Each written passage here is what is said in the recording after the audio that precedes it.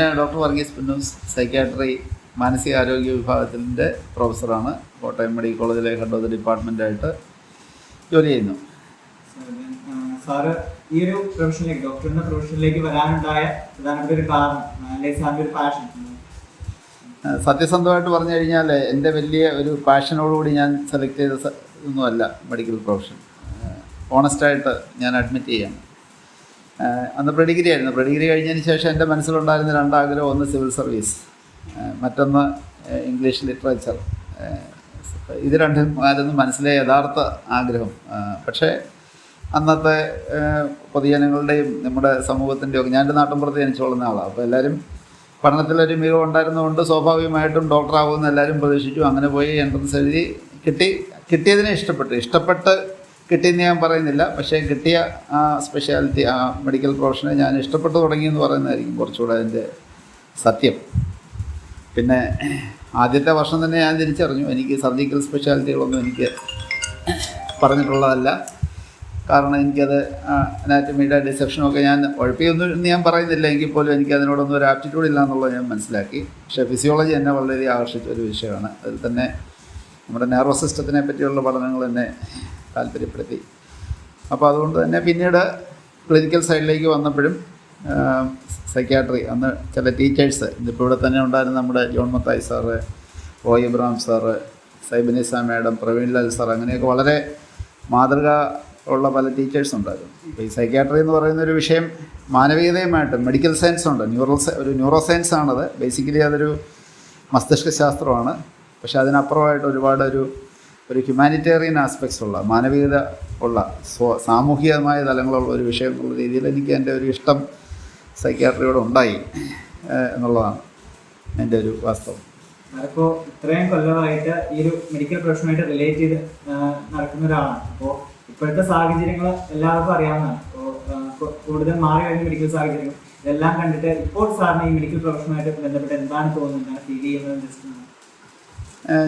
എന്നോട് അടുത്ത കാലത്ത് ആരോ ചോദിച്ചിരുന്നു, ഇനി രണ്ടാമതൊരു അവസരം കിട്ടിയാൽ മെഡിക്കൽ പ്രൊഫഷൻ എടുക്കുമെന്ന്. ഒരുപാട് ബുദ്ധിമുട്ടുകളൊക്കെ ഉണ്ടെങ്കിലും ഞാൻ പറയും, അടുത്ത ഒരു ജന്മത്തിലാണെങ്കിലും മെഡിക്കൽ പ്രൊഫഷൻ തന്നെ ഞാൻ എടുക്കും. കാരണം ഒരുപാട് പോരായ്മകളൊക്കെ ഉണ്ടെങ്കിലും നിരാശപ്പെടുത്തുന്ന, നമ്മളെ ഡിസ്കറേജ് ചെയ്യുന്ന ഒരുപാട് ഫാക്ടേഴ്സ് ഉണ്ട്. നമ്മുടെ പൊതുസമൂഹത്തിൻ്റെ ഒരു മെഡിക്കൽ പ്രൊഫഷനുള്ള ഒരു ട്രസ്റ്റിൻ്റെ കുറവ് വന്നിരിക്കുന്നത് വലിയ സങ്കടമുള്ള ഒരു കാര്യമാണ്. അതുപോലെ നമുക്ക് തിരിച്ച് പൊതുസമൂഹത്തിൻ്റെ നമ്മളോടുള്ള പ്രതികരണങ്ങളോട് നമുക്ക് ഒരു തരത്തിലും ഒരു ഗ്രാറ്റിഫയിങ് എക്സ്പീരിയൻസ് അല്ല ഇപ്പോൾ ഉള്ളത്. എങ്കിൽ പോലും അതുകൊണ്ട് നമ്മളാരും ആ സബ്ജക്റ്റിനെ വെറുക്കുകയല്ല ചെയ്യേണ്ടത്. അതിനെ വന്നിരിക്കുന്ന ധാരണപ്പിശകുകളെ കറക്റ്റ് ചെയ്ത് പോകാനായിട്ടുള്ള ഒരു ശ്രമങ്ങൾ നമ്മൾ ആത്മപരിശോധന നടത്തുകയും പൊതുസമൂഹത്തെ ബോധവൽക്കരിക്കുകയും ഒക്കെ ചെയ്ത് നമ്മൾ ശുഭാപ്തി വിശ്വാസത്തോട് മുന്നോട്ട് പോകണമെന്ന് തന്നെയാണ് എൻ്റെ അഭിപ്രായം. അതിന് സാധിക്കുമെന്നുള്ളത് തന്നെയാണ്. നമ്മളെപ്പോഴും ഒപ്റ്റിമിസ്റ്റിക് ആയിരിക്കണം. ഇപ്പോൾ നടത്തുന്ന നമ്മുടെ സമൂഹത്തിലെ ഡോക്ടർമാർ മർദ്ദിക്കപ്പെടുന്നു, പല രീതിയിലുള്ള ആരോപണങ്ങൾക്ക് വിധേയമാകപ്പെടുന്നു, അതെല്ലാം അവിടെ ഉണ്ടെങ്കിലും നമ്മൾ we should try to work out a way forward. Optimistic ആയിട്ട് നമ്മളത് ചെയ്യണം, അത് സംശയമൊന്നുമില്ല. I am doctor Mariyam Varkey, professor, department of biochemistry, and on behalf of all faculty and staff in the Department of Biochemistry, let me wish each and everyone in the medical profession a happy Doctor's Day 2020. Profession, the time when I joined, it is and was a very noble profession, of course glamorous, and at that time actually we had very few options. Either take the first group and go for engineering, or take the second group and go for medicine. So these are the three reasons why I chose medical profession. Actually now looking back, it's almost 32 years since I joined this institution as a student. Looking back, I feel very happy that I have chosen this profession, because I'm basically involved in teaching, and I get to know each and every batch who comes to this college, and all are almost within the 18 to 20 age group range. They are all so young, and whenever I see a new batch, I feel young, and I love to teach them. I love to hear their problems, and it just takes me back to the days when I was also a student. Coming to my job, description. Actually, we supervise and we manage all the lab, clinical lab here, and that forms the basic groundwork on which any clinician can build his diagnosis. So I'm proud of that also. I'm proud that I have chosen biochemistry as my profession. I am proud that I have chosen this college as my alma mater, and I'm proud that I have chosen this profession. Thank you. Okay, myself, I am Dr. Enju Ravindran. I work as professor and head of the Department of Forensic Medicine. It was way back in 1991 that I joined the MBBS profession, and it was in Government Medical College, Trivandrum. And later on in 2000, I joined for MD in Forensic Medicine. And soon after, in 2003, I joined service for the first time as a senior lecturer, then progressed through the post of assistant professor, associate professor, and now I work as professor and head of the department in Kottayam Medical College.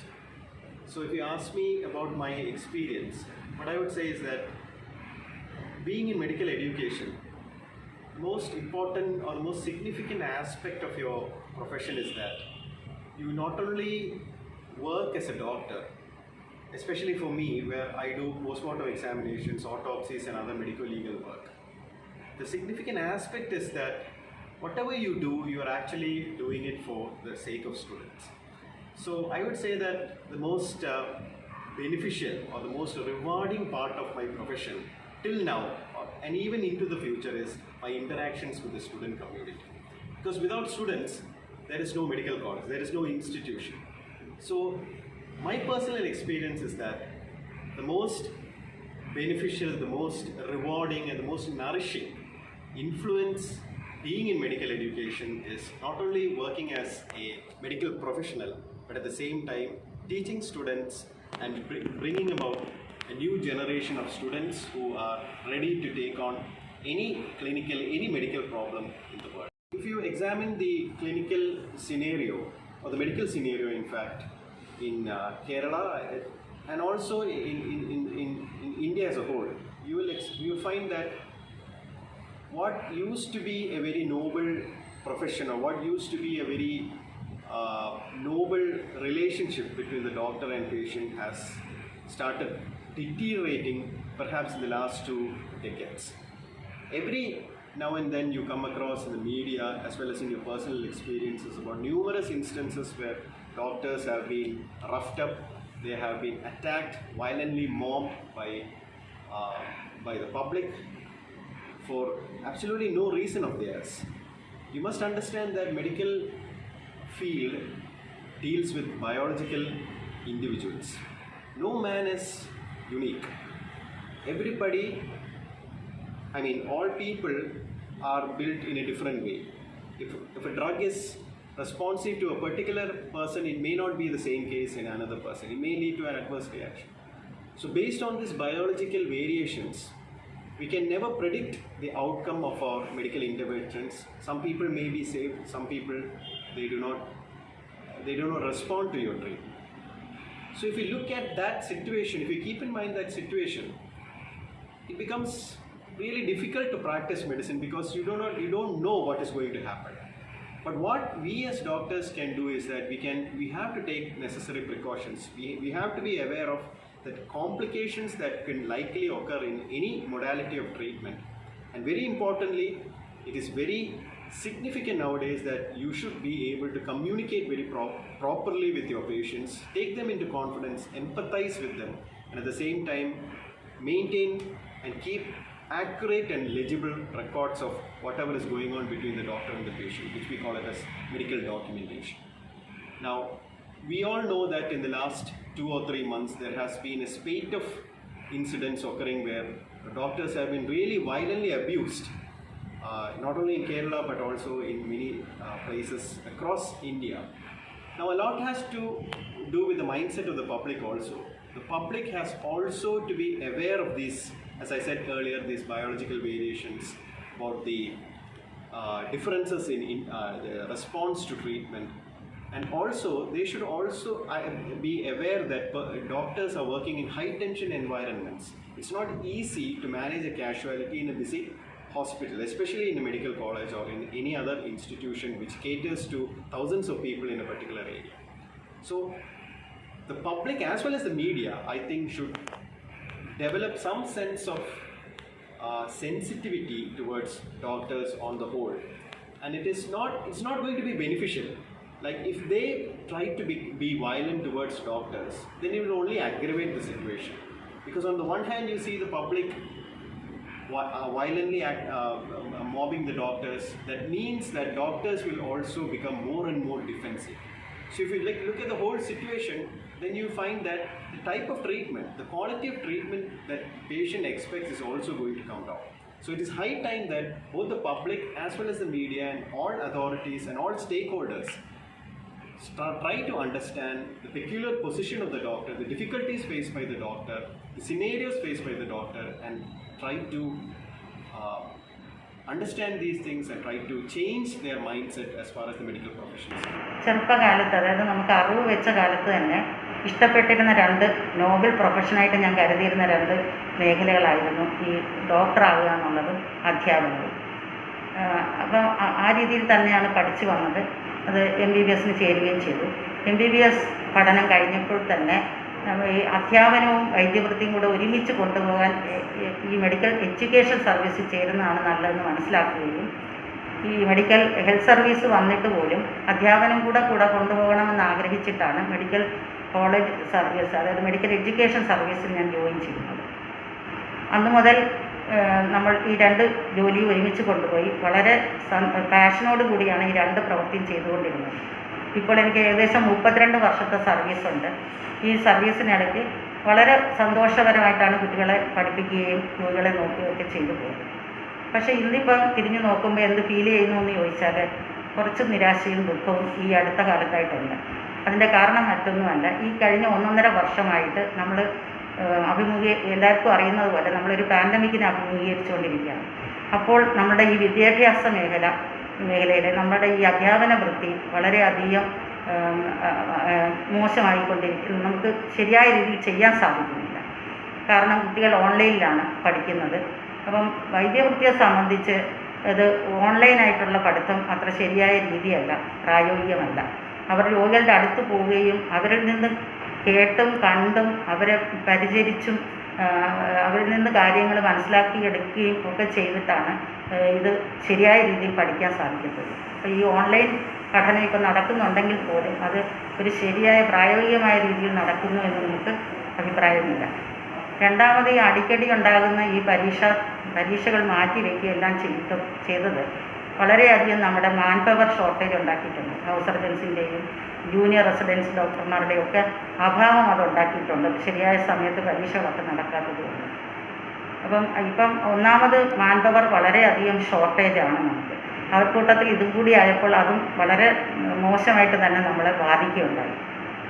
മൂന്നാമതായിട്ട് പറയാം, പിന്നെ വിദ്യാർത്ഥികളോട് എനിക്ക് പ്രത്യേകിച്ച് പറയാനുള്ളത്, വീട്ടിൽ ഇങ്ങനെ ഇരിക്കാതെ പേടിച്ച് നമ്മളൊരു രോഗത്തിനെയും ഭയന്നിട്ട് കാര്യമില്ല. നമ്മൾ സെലക്ട് ചെയ്ത ഈ പ്രൊഫഷന് നമ്മൾ മുന്നണി പോരാളികളായിട്ട് വരിക തന്നെ വേണം.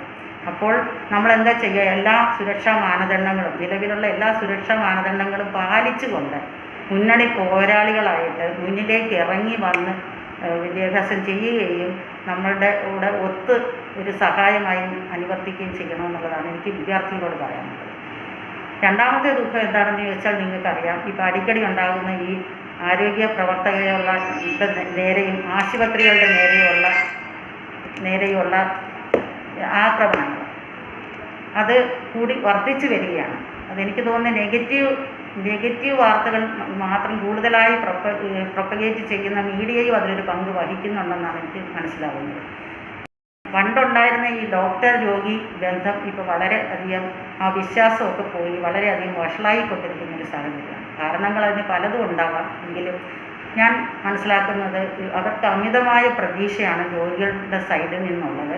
ദൈവത്തെ പോലെ കാണുന്നു, എല്ലാ രോഗവും ഡോക്ടർക്ക് ചികിത്സിച്ച് ഭേദമാക്കാൻ സാധിക്കില്ല എന്ന് മനസ്സിലാക്കുന്നില്ല. ഏത് സാഹചര്യത്തിൽ ഏത് ഗുരുതരാവസ്ഥയിൽ വരുന്ന രോഗിയും മരിച്ചു പോകുമ്പോൾ അത് ഡോക്ടറുടെ അനാസ്ഥയാണെന്ന് പറഞ്ഞ് ഒരു സമൂഹമുണ്ട്. അത് ആ പ്രവണത നല്ലതല്ല. ഒരുപക്ഷെ അവർക്ക് അതിൻ്റെ ഈ വൈദ്യശാസ്ത്രത്തിൻ്റെ ലിമിറ്റേഷൻ എന്തൊക്കെയാണെന്നും അതിൻ്റെ സങ്കീർണതകളും മനസ്സിലാക്കാൻ സാധിക്കാത്തത് കൊണ്ടാകാം. പക്ഷേ ഇത് ഏതൊരു ശാസ്ത്രവും പോലെ ഇതൊരു ശാസ്ത്രം മാത്രമാണ്. നമ്മൾ പഠിച്ച വൈദ്യശാസ്ത്രം നമ്മൾ പ്രയോഗിക്കുന്നത് മാത്രമേ ഉള്ളൂ. അല്ലാതെ ജീവനിട്ട് കൊടുക്കാനുള്ള ഒരു ദൈവങ്ങളൊന്നും അല്ല നമ്മൾ. അത് പൊതുജനങ്ങളും മനസ്സിലാക്കും. ഇതിൻ്റെ ദൂഷ്യവശം എന്താണെന്ന് വെച്ചാൽ സാധാരണഗതിയിൽ ഏറ്റവും ബുദ്ധിശക്തിയുള്ള കുട്ടികളാണ് ഈ പ്രൊഫഷൻ തിരഞ്ഞെടുത്ത് വരുന്നത്. അങ്ങനെയുള്ള കുട്ടികൾ ഭാവിയിൽ ഇതിൽ നിന്ന് അകന്നു പോകാനും മറ്റു പ്രൊഫഷൻ തിരഞ്ഞെടുക്കാനും കാരണമാകും. അത് സമൂഹത്തെ തന്നെയാണ് ദോഷമായി ബാധിക്കുക. ആദ്യത്തെ ചോദ്യം അല്ലേ, ഞാൻ എങ്ങനെയാണ് ഈ പ്രൊഫഷനിലേക്ക് വന്നത്, എന്തിനു വേണ്ടിയാണ് വന്നത്? ഈ മെഡിക്കൽ കോളേജിലെ ജോലി എന്ന് പറയുന്നത് 2 ആസ്പെക്ട്സ് ഉണ്ട്. ഒന്ന് കുട്ടികളെ പഠിപ്പിക്കുന്നതും രണ്ടാമത്തേത് പേഷ്യൻസിനെ നോക്കുന്നതും. അപ്പം എൻ്റെ ഒരു പാഷൻ ഇസ് ടീച്ചിങ്. അതേസമയം തന്നെ അത് മറ്റുള്ള പേഷ്യൻസിന് ഉപകാരപ്രദമായ ഒരു സ്ഥലത്ത് എത്തണം എന്നുള്ളതായിരുന്നു എൻ്റെ ഒരു ആഗ്രഹം. ചെറുപ്പം മുതലേ എൻ്റെ ഫാദറിൻ്റെ ആഗ്രഹമായിരുന്നു എന്നെ ഒരു ഡോക്ടർ ആക്കണം എന്നുള്ളത്. അത് ട്രാൻസ്മിറ്റ് ചെയ്ത് വളരെ ചെറിയ പ്രായത്തൊട്ട് തന്നെ മറ്റൊരു പ്രൊഫഷനെ കുറിച്ച് ചിന്തിക്കാനേ എനിക്ക് അവസരം കിട്ടിയിട്ടില്ല. അപ്പോൾ അന്ന് മുതലേ, കാരണം അച്ഛനൊരു മെഡിക്കൽ റെപ്രസെൻറ്റേറ്റീവ് ആയിരുന്നു, ഓരോ തവണയും ഡോക്ടർമാരുടെ അടുത്ത് പോയി ഗുഡ് മോർണിംഗ് പറയുമ്പോൾ അച്ഛൻ്റെ മനസ്സിൽ എൻ്റെ മകളെ ഡോക്ടർ ആക്കണം എന്നുള്ളൊരു ആഗ്രഹം ഉണ്ടായിരുന്നു. അത് ട്രാൻസ്മിറ്റ് ചെയ്ത് അങ്ങനെയാണ് എനിക്കും ആ ആഗ്രഹം വന്നത്. പിന്നെ അന്ന് മുതലേ എനിക്ക് ടീച്ചിങ് വളരെ ഇഷ്ടമായിരുന്നു. ഇത് രണ്ടും കൂടെ ചേരുന്നൊരു പ്രൊഫഷൻ ഇവിടെ കിട്ടിയതിൽ എനിക്ക് വളരെയേറെ സന്തോഷമുണ്ട്. That is why I have come in to the medical college. പിന്നെ ഒരു 25 വർഷത്തിന് മീതെയായി ഇവിടെ വന്നതിന് ശേഷം കാലം മാറി, മാറ്റങ്ങൾക്കൊപ്പം നമ്മളും മാറണം. കഴിഞ്ഞ 1.5 കൊല്ലമായിട്ട് ഈ ലോകം നമ്മളാരും കാണുകയും കേൾക്കുകയും അറിയുകയും ചെയ്ത ഒരു ഫേസേ അല്ല. ഈ കൊറോണ എന്നുള്ളൊരു മഹാമാരി വന്നിട്ട് ലോകത്തെ മുഴുവനും മാറ്റിമറിച്ചു. വിദ്യാഭ്യാസ രംഗത്തിലും രോഗചികിത്സയിലും പേഷ്യൻസിൻ്റെ ജീവിതത്തിലും എല്ലാം മാറ്റങ്ങൾ വന്നു. അതിനനുസരിച്ച് കുറേ വ്യത്യാസങ്ങൾ വരേണ്ടി വന്നു. പഠിപ്പിക്കുന്ന രീതി മാറി, വിദ്യാർത്ഥികളുടെ ഇടപെടൽ മാറി.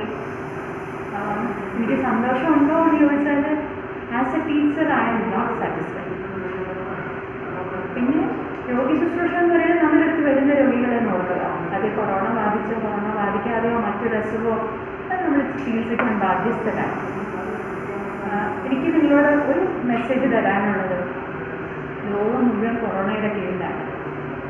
ഈ പുറമെ മെഡിക്കൽ വിദ്യാഭ്യാസ രംഗത്ത് അല്ലാത്ത പലരും ഒരു ഭയപ്പാടും കൂടാതെ വോളണ്ടറി സർവീസ് കൊറോണയ്ക്ക് വേണ്ടി PPE കിറ്റിടുന്നു, വീടുകളിൽ പോകുന്നു, രോഗികളെ ട്രാൻസ്പോർട്ട് ചെയ്യുന്നു.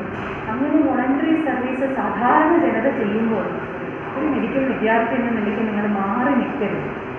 നിങ്ങളെല്ലാവരും വാക്സിനേഷൻ എടുത്തതാണ്. ധൈര്യമായിട്ട് നമുക്ക് വേണ്ട ബാക്ക് ടു ബേസിക്സ് എന്ന് പറയുന്നത് സാമൂഹ്യ അകലം പാലിച്ചുകൊണ്ടും ഹാൻഡ് വാഷിംഗ് ചെയ്തുകൊണ്ടും മാസ്ക് ധരിച്ചുകൊണ്ടും ധൈര്യമായിട്ട് മുന്നോട്ട് വരിക, രോഗികളുടെ അടുത്തേക്ക് വരിക. Learn from the patients. That is my message to you on Doctors' Day. അല്ലാതെ വീടുകളിൽ ഇരുന്ന് കമ്പ്യൂട്ടർ വഴി പഠിക്കേണ്ട ഒരു ഇതല്ല, സബ്ജക്റ്റ് അല്ല മെഡിസിൻ. അവനവനെ സംരക്ഷിച്ചുകൊണ്ട് രോഗികളുടെ സംരക്ഷണത്തിനായിട്ടും ശുശ്രൂഷയ്ക്കായിട്ടും ചികിത്സയ്ക്കായിട്ടും പഠിക്കാനായിട്ടും മുന്നോട്ട് വരിക. ഒരു വളരെ സാധാരണ ഒരു കുടുംബം. അപ്പോൾ ഈ 1-2 ഡോക്ടർമാർ ഞങ്ങളുടെ ഡിസ്റ്റൻറ്റ് റിലേറ്റീവ്സ് ആയിട്ടുണ്ട്. അവർക്ക് സമൂഹത്തിൽ കിട്ടുന്ന ആദരവും ഇതെല്ലാം കണ്ടിട്ടാണ്, അതിൽ പ്രചോദനം ഉൾക്കൊണ്ടിട്ടാണ് ഞാൻ ഈ പ്രൊഫഷനിൽ വന്നത്. അവർ ചെയ്യുന്ന മഹത്തരമായ കാര്യങ്ങൾ വളരെ ഇൻഫ്ലുവൻസ്ഡ് ആയിട്ടുണ്ട്. പിന്നെ about my profession at present, I am very much satisfied. I am 100% satisfied with my job. ശരിക്കും ഞാനിപ്പോൾ ഗവൺമെൻറ് സ്ഥാപനത്തിൽ ജോലി ചെയ്യുന്നു. ഞാൻ കേറ്റർ ചെയ്യുന്ന പേഷ്യൻസ് എന്ന് പറയുന്നത് middle class, lower middle class, very poor patients. അപ്പോൾ ശരിക്കും പറഞ്ഞാൽ ഇതൊക്കെ എൻ്റെ ജോലിയാണ്, സേവനം ഈ ഇൻക്ലൂഡ്. പക്ഷേ എന്നാൽ ഇതിന് തരുന്ന satisfaction is what much immense. പിന്നെ അതുപോലെ ഐ ലവ് ടീച്ചിങ്. അപ്പോൾ എനിക്ക് മെഡിക്കൽ കോളേജിൽ പഠിപ്പിക്കാൻ പറ്റുന്നതെന്ന് വെച്ചാൽ വളരെയധികം സന്തോഷം നൽകുന്ന കാര്യമാണ്. പുതിയ തലമുറയെ വാർക്കാൻ, പുതിയ തലമുറയെ ഈ പ്രൊഫഷനിലേക്ക് കൊണ്ടുവരാനായിട്ട് എൻ്റെ ഒരു ഭാഗമാകാൻ കഴിയുന്നതിന് വളരെയധികം സാറ്റിസ്ഫാക്ഷൻ ഉണ്ട്. പിന്നെ regarding this doctors day and all, അതായത് ഡോക്ടേഴ്സ് ഡേ എന്ന് പറയുന്നത് ഇങ്ങനെ എന്താണ് ചെറുപ്പം മുതലേ നമ്മുടെ ബുദ്ധി കുറച്ച കാലം മുതലേ ഈ പഠിത്ത കാര്യങ്ങളിൽ എല്ലാത്തിനും മുൻപിട്ട് വന്ന് പിന്നെ MBBS പഠിച്ച് പിന്നെ ഈ ജോലിയിൽ കയറി രോഗികളുടെ ഇടയിൽ രോഗികൾക്കായിട്ട് ജീവിതം ഒഴിഞ്ഞു വെച്ച് അങ്ങനെ വരുന്ന ഡോക്ടേഴ്സിനെ ആദരിക്കാനും പ്രോത്സാഹിപ്പിക്കാനുമാണ് ശരിക്കും പറഞ്ഞാൽ ഈ ഡോക്ടേഴ്സ് ഡേ. അപ്പോൾ പക്ഷേ ഇന്നത്തെ കാലത്ത് വർദ്ധിച്ചു വരുന്ന അക്രമങ്ങൾ അത് വളരെ അധികം നിരാശാജനകവും ആണ്. ശരിക്കും ഇപ്പോൾ കാണുന്ന വെച്ചാൽ recent we had some few incidents and that's very much discouraging, demoralising. ശരിക്കും അതിനെ ഇപ്പോൾ കാണുന്നത് വെച്ചാൽ ഈ അക്രമത്തെയൊക്കെ വളരെ സാമാന്യവൽക്കരിക്കുകയാണ് ചെയ്യുന്നത്. അത് ശരിയായിട്ട് വികാര തള്ളിച്ചയിൽ അക്രമം അത് that is not at all right. പുതിയ നമ്മൾ മാത്രമല്ല പുതിയ തലമുറയും കൂടെ അതൊരു ഡിഫെൻസീവ് മെഡിസിൻ പ്രാക്ടീസ് ചെയ്യാനായിട്ട് പ്രേരിപ്പിക്കുന്നു. ശരിക്കും പറഞ്ഞാൽ ഈ ഡോക്ടേഴ്സ് ഡേയിൽ നമ്മളെ സപ്പോർട്ട് ചെയ്യുന്ന കുറച്ച് പേരുണ്ട്, പക്ഷേ ദേ ആർ നോട്ട് അവർ മുന്നോട്ട് വരുന്നില്ല. ശരിക്കും ഈ നമ്മുടെ ഡോക്ടർമാർക്കുള്ള അക്രമത്തിന് അഗെയിൻസ്റ്റായിട്ട് അവർ മുന്നോട്ട് വരികയും അവർ ബോധവാന്മാരാകുകയും പൊതുജനം ബോധവാന്മാരാകുകയും നമ്മളെ സപ്പോർട്ട് ചെയ്തുകൊണ്ട് ഡോക്ടർമാരെ ആരോഗ്യ പ്രവർത്തകരെ സപ്പോർട്ട് ചെയ്തുകൊണ്ട് മുന്നോട്ട് വരണം എന്നാണ് അപേക്ഷിക്കുന്നത്. ഡോക്ടർമാരെ ദൈവമായിട്ട് കാണണ്ട, മനുഷ്യന്മാരെ കണ്ടാൽ മതി, അവരെ സപ്പോർട്ട് ചെയ്താൽ മതി.